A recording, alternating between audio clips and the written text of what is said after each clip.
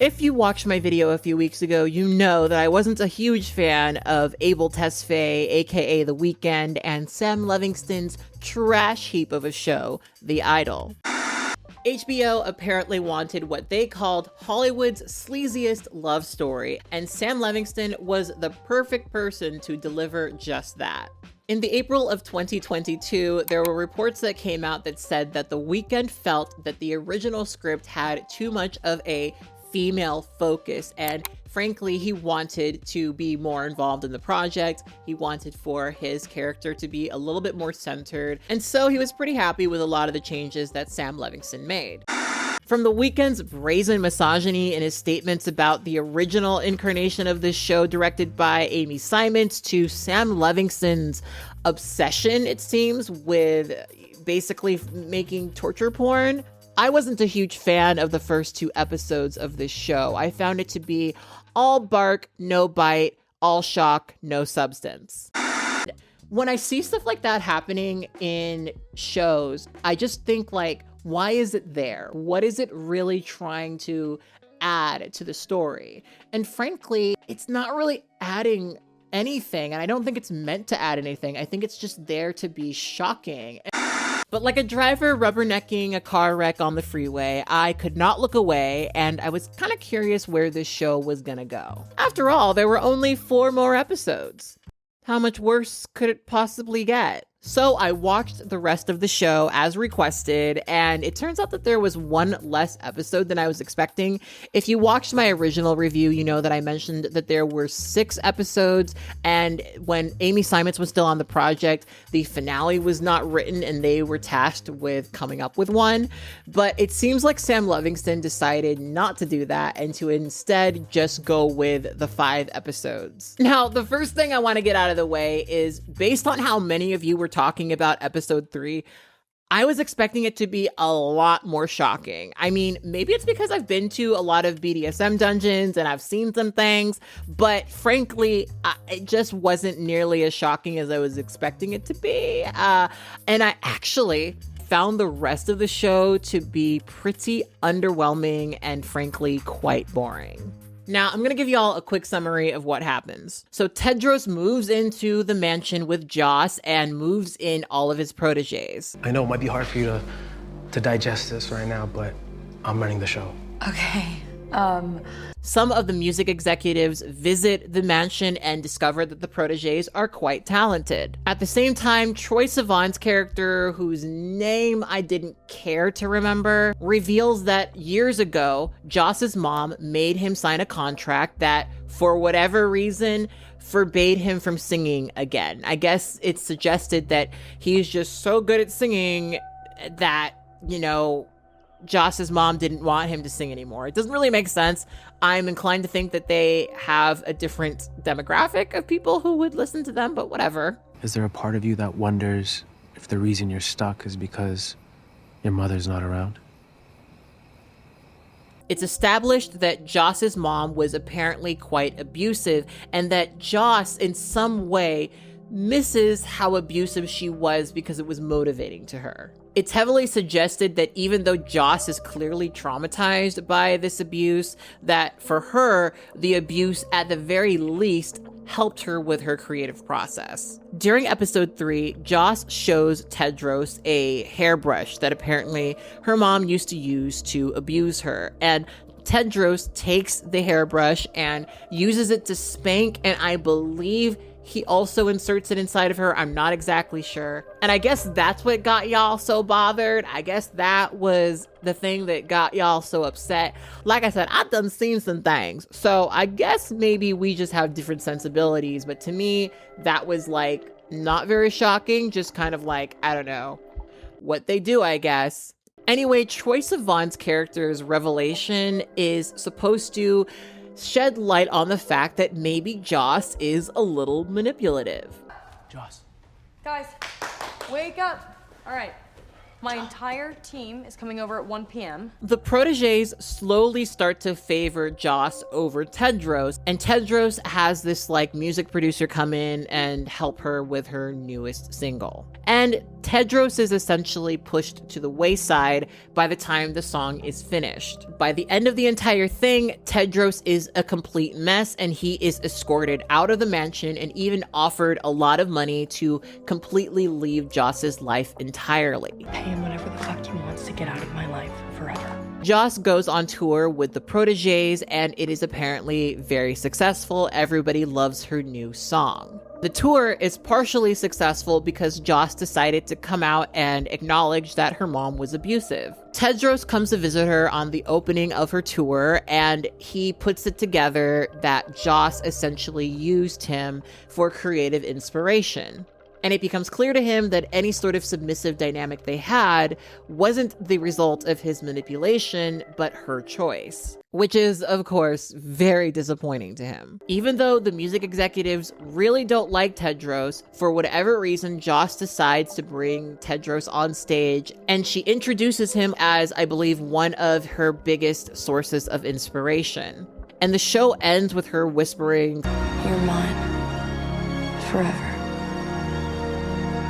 Now go stand over there." and this is supposed to be, you know, a big sort of role reversal that establishes her as the main bitch in charge. When I first saw this, there was a very small part of me that thought in the back of my mind that this was kind of cool. You know, for me personally, as a submissive, submission is something that I give to somebody by choice. It is something that for me is a break away from the status quo that I live in, where because of who I am very heavily encouraged to be in control of myself at all times. It is very cathartic to allow somebody else to have control over me. And that's why I practice BDSM, right? So there was a part of me that liked this for a second. And then I remembered basically everything else about the show. In reality, we're supposed to watch this entire show and feel sorry for the Weeknd's character. Tedros looks completely disheveled by the end of the show, and you are supposed to feel sorry for him to some degree. That is what this is kind of all about. And for me, it became very apparent that this character is kind of just the Weeknd's self-insert, right? The whole thing is basically a story of basically the Weeknd meeting a young singer who used him and discarded him. Like, this is just a story of a version of him, right? In the end, Joss knew that Tedros was trying to manipulate her, and we're supposed to, like, cheer her on for having this girl boss moment, but, like, then she invites him onto stage, and it just becomes very nonsensical at the end of it all. I think that this whole project really suffered because the Weeknd just really needed to be in this. And I think that if the Weeknd was not in it as much as he was, it would have been a better show. To my understanding, he is not taking the criticism very well. And frankly, I really don't care. Now, I'll be real. I was kind of pissed off when this ended, because if this was the overall story that they were trying to tell, this could have just been a music video. It really could have been. It really could have just been a Weeknd music video. You could have told this entire story and it would have had the same amount of weight. And that is the frustrating part to me about this a little bit. If this was just a 3-minute music video, it would quite literally, for me, have the same amount of weight. And this was a show that cost, get this, $75 million. $75 million to produce. Now, if this wasn't my job and I couldn't like deduct my HBO Max off my taxes, I would be really pissed. I'd be really pissed because for me, it really was a waste of time. It didn't like get anywhere near what I was at least hoping it might maybe one day be. You know what I mean? Like, it just never got there. And here's also one of my biggest points of contention. As a Blink, I am pretty upset that this was Jenny Kim's debut as an actor, because the material that she had to work with did not do her any justice. So, when you left the other day, Nikki asked me to step in and perform World Class Dinner. And I just signed with magistrate. And she wants me to have world-class dinner. And if I'm being really honest, she also wasn't particularly good in this role. Her acting is very forgettable. And you know what? She doesn't need to be a great actress. She's a good performer, and I think that she is great at what she does. But I also think to some degree she had very little to work with to begin with. So in a way, I almost think it's not fair to judge her for this. I just wish that she had a better project. This was just such a bad way to use her. And like I said in my previous video, this is just in general very poorly acted. There were only really 3 actors in the entire show that I thought were really, really good, who kept my attention, who I thought were doing their job really well. Everyone else is either playing themselves or some version of themselves. And this all cost, again, $75 million. And I think that's probably the part of me that makes this feel so gross. Like, it is such a grotesque display of wealth, right? Like, you didn't even make it good. You spent all of this money and you didn't even make it good. Like, what was the $75 million going towards exactly? It definitely didn't go to the writing department or the wig budget. Where the hell did $75 million go? Now, the only real thing that I have to say that I quite genuinely have positive feelings about is I actually really enjoyed the performances of the proteges. I think at least some of them are actual performers. I thought that everything they did was pretty impressive and it made me really curious about their music, but everything else I could have done without, frankly. Release the Simon's cut.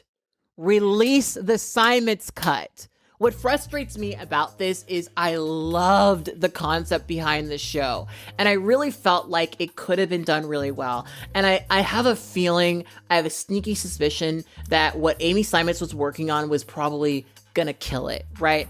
I don't know if I'm putting too much confidence in it, but I feel like what she had absolutely had to be better than this. Absolutely had to be better than this. I'm not trying to jump on a bandwagon or try to like say that I hate this show because everyone hates it. It was just genuinely one of the most underwhelming shows that I sat through. And I'm kind of disappointed that it didn't get even like more intense after the second episode, at least to me personally. Like I said, my measurement might be off, but to me, I guess I was expecting it to be worse, especially based on a lot of what people were saying about the show. It just frankly didn't really do that for me. It was honestly just boring. Like, the next 3 episodes were just so boring, in my opinion. Once again, I really wish that BDSM could be presented in a way that's not just for this hetero male gaze, because in my opinion, what frustrates me about all the depictions here is that there's nuggets of some really great shit, right? Like, there's nuggets of what I think are really interesting commentaries about trauma and kink and the way that it comes up and the way that it materializes and the choice to give your submission to someone. Like, all of these things I think are really great and should be touched on more. And I'm frustrated by the fact that we really only seem to be interested in the shocking aspects of BDSM. This really could have been a music video. And it frustrates me because there's a lot of people out there who definitely need a budget for their shows, and it went to this bullshit. Like, the longer I think about it, it pisses me off. So I'm gonna go. Those are my thoughts about The Idol. I'm curious what your guys' thoughts are. If you did end up seeing the entire show, please give me your thoughts in the comment box below. Y'all know I love reading your comments, so I'm looking forward to seeing what you guys have to say. And I want you to always remember and to never forget that you are beautiful and you are loved. Unless you're Sam Levinson and Abel Tesfaye, and basically everyone who was involved in making this a trash heap of a show. Bye!